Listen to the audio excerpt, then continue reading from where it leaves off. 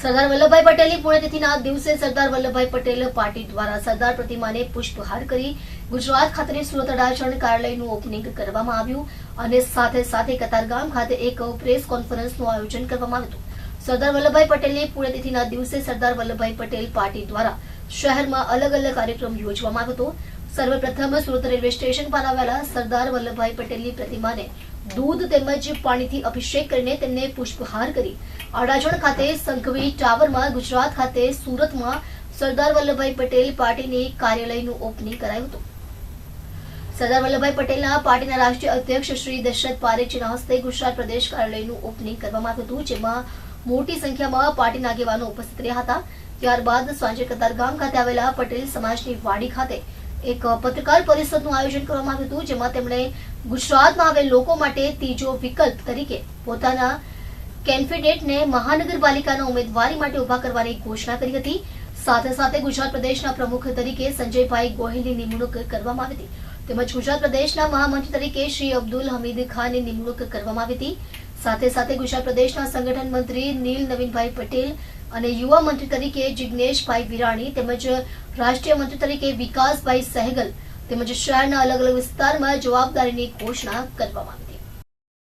હું સંજયભાઈ ગોહદિયા અમદાવાદ ગુજરાત રાજ્ય પ્રદેશ અધ્યક્ષ તરીકેની શપથ ગ્રહણ કરેલ છે અને સરદાર વલ્લભભાઈ પટેલ પાર્ટીએ મને આ પદ ઉપર નિયુક્ત કરી અને બિરાજમાન કરેલો છે, એ બદલ ખૂબ ખૂબ આભાર માનું છું।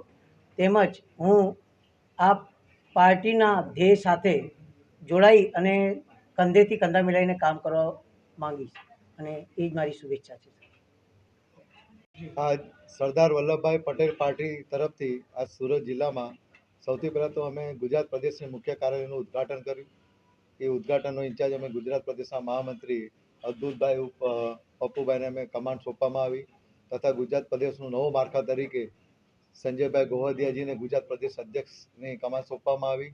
ત્યારબાદ ગુજરાતના યુવા સંગઠન તરીકે અમારા નીલભાઈ પટેલને કમાન્ડ સોંપવામાં આવી। ટોટલ મિશન 2025ને અનુલક્ષીને મહાનગર અને નગરપાલિકાને અનુલક્ષીને ગુજરાતની જૂની ટીમને બરખાસ્ત કરીને આજે નવી ટીમની અમે ઘોષણા કરી છે।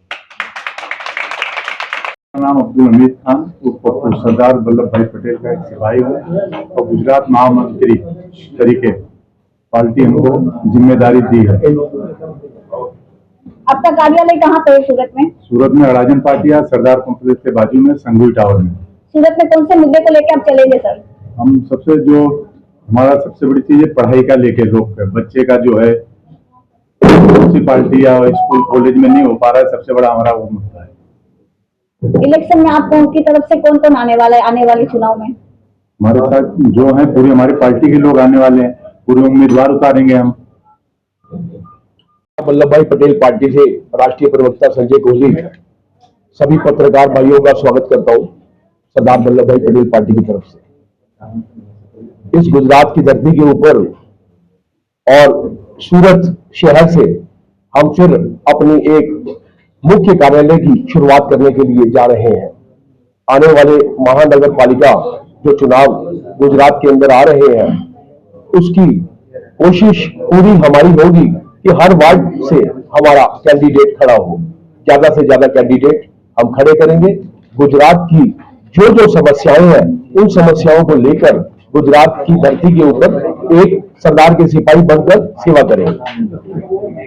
અને આવનારી નગરપાલિકાની અંદર ગુજરાતમાં દરેક સ્ટેટની અંદર અમારા ઉમેદવારો ઉભા રાખી રહ્યા છીએ અને એ રીતના જે બી જનતાના પ્રશ્ન લઈને અમે આજે જનતાને સરકારની સામે અમે રજૂઆત કરીશું અને જે બી કંઈ સરકાર તરફથી ધ્યાન નથી આપવાનું એની અમે પૂરેપૂરી તકેદારી રાખીશું અને સરકારને અમે બરોબર રીતે જવાબ આપવાની કોશિશ કરીશું।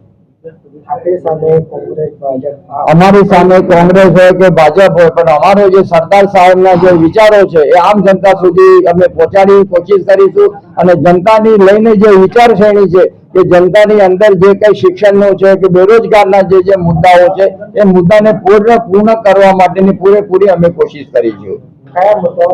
જે લોકોને રોજગાર નથી મળતા, રોજગારની તકો નથી મળતી, પછી એને જે કે આરોગ્યના જે કઈ દવા હોય છે મ્યુનિસિપાલિટીના દવાખાના છે કે જે આમ મ્યુનિસિપાલિટી સ્કૂલો છે સરકાર તરફથી એમાં બિલકુલ શિક્ષકો બી હાજરી નથી આપતા. એના માટે અમે પૂરેપૂરી તકેદારી રાખીશું અને એ રીતના અમે કાર્ય આગળ લઈ જઈશું અને સરકાર સુધી એનો અવાજ ઉઠાવીશું.